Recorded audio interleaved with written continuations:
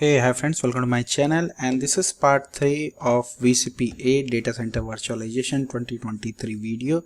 So in this video we are going to see how we can join ESXi host in Active Directory domain. So you can basically join ESXi host, VMware ESXi host in your Active Directory domain. So you can log in through the users which is created in Active Directory, and basically you can assign permission or rights, login rights through Active Directory users and groups.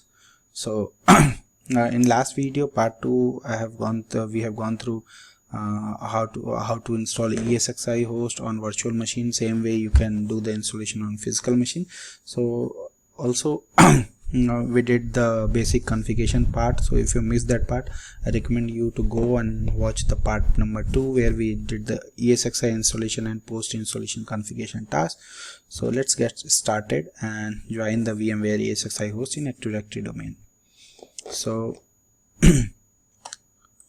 this is my lab environment for this video. So I got one domain controller which we are using in this complete info playlist, or you can say tutorial.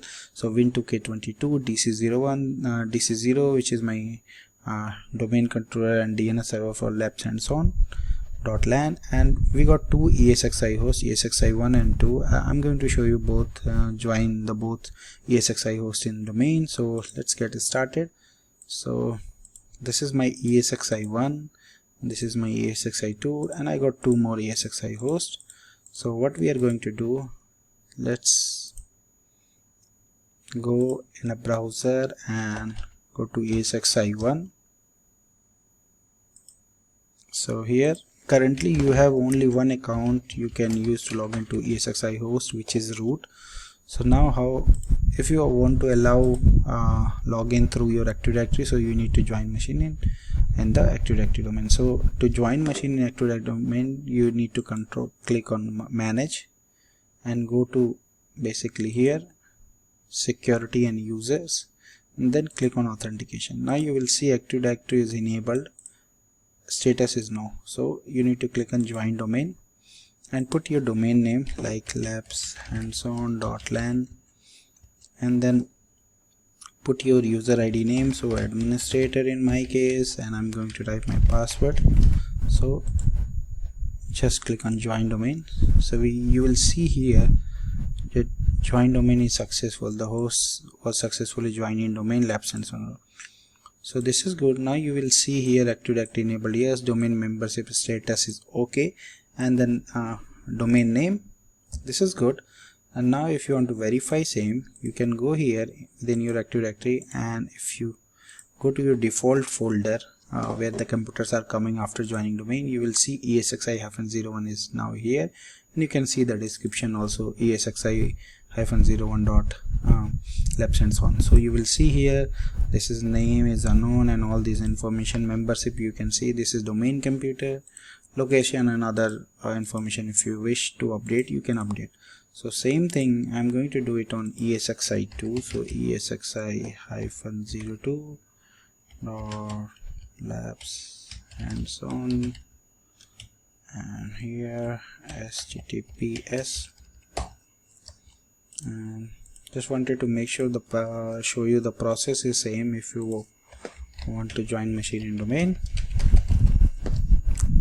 So now on this machine also you will see it's not joined in domain, so I'm going in authentication, join domain, and just type here labs and so on .lan and your credential, and just click on join domain and done. Now you can see this is also joined. If I go here now and refresh, I can see both the machines are ESXi hosts are now part of the domain. So this is good. Now if you want to create a separate OU for ESXi only, you can create in your infrastructure in AD and wanted to make sure the ESXi hosts are in one basically one OU. So you can create that, and then you can move your ESXi host, in particular that ESXi, or you can say the organization unit. So this is good. Now how you can log in through this account. So as of now, if you see here users, you will see only root user is added here. Okay, so if you want to add new user, you cannot do from here. Okay, for this, where you need to go to host and then action, and you will see here permissions. So you need to click here and then you will see here add user. So currently there are 3 users by default, and then if you click on add users, you will see here add user from host, and then what you need to type here, add group. There is a add group option also. So where you want to add, you can put here administrator, and then what you can do, basically I have created 2 users. If I go here and show you, I got user 1 and user 01 and user 02. So what I'm going to do, I'm going to give you access through this first.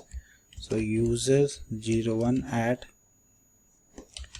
labs hands-on.lan, and I'm going to add now this user. So I'm going to give administrator rights and add user. Now you will see this user is added automatically. Labs hands-on/user is added, and we got rights administrator. And now I'm going to add group. So how you can add a group? So just here, and what you need to type here, you can do here for group, you need to go here and get the group details. So this is my group name. So what I'm going to do here now, I'm going to put labs hands-on, and then I'm going to put my account name, group name, and then add this group and click on add. So now you will see this group is added here, and this has a administrator. Okay, I forget to assign role, so just click on here and administrator and add. So now this will be going to add our 1 second. So let's verify. So I need to remove this and then try again. So this is my group name. So labs hands-on / and give the rights administrator. This is group and add. That's all. Now you can see the both group and user is there. Now I'm going to click here close, and I'm going to log off from root account. So now if I log in with my user 01, it should allow. So user 01 labs hands-on.lan and password for this user. You will see here now I have logged in as a labs hands-on.lan user, user 01 at ESXi 01 and all. So this is how you can basically log in through your domain account which you have created in Active Directory, and you can get access, required access. So let's say if you want to limit the access, limit the rights, if you have a multiple groups, okay, let's say one group for administrator, one group you have for read-only access or no access, so you can create all those things. Also you can specify what level of access you want to provide, like data store, data center. So everything you can do from here. So this is good.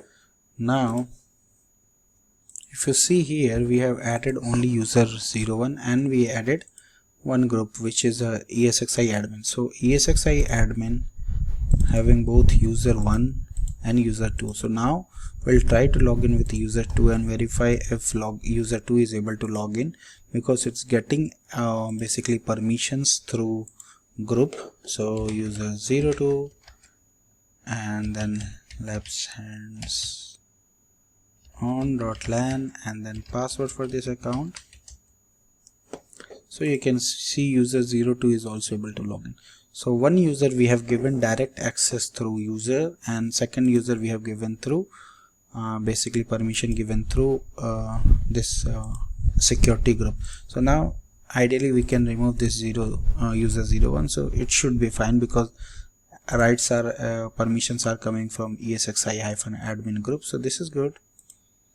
Now you can do same setting on all your ESXi hosts to make sure all if you forget root admin, root credential or anything like that, or root account got logged, so you should be able to log in through your domain account, or all the users like your admin department or IT department should have access to ESXi host by their individual account, not through root. Because if someone log in through root and made some changes on the ESXi host or your basically infrastructure, you will not be able to track it who made the changes. So I highly recommend go ahead and enable your basically authentication to VMware ESXi host through Active Directory users only. So we'll see a few other things in next video. So thank you for watching, and please subscribe me for more videos. And if you have any query, any question related to this, you can always post me on my given mail ID. Thank you once again. Bye bye.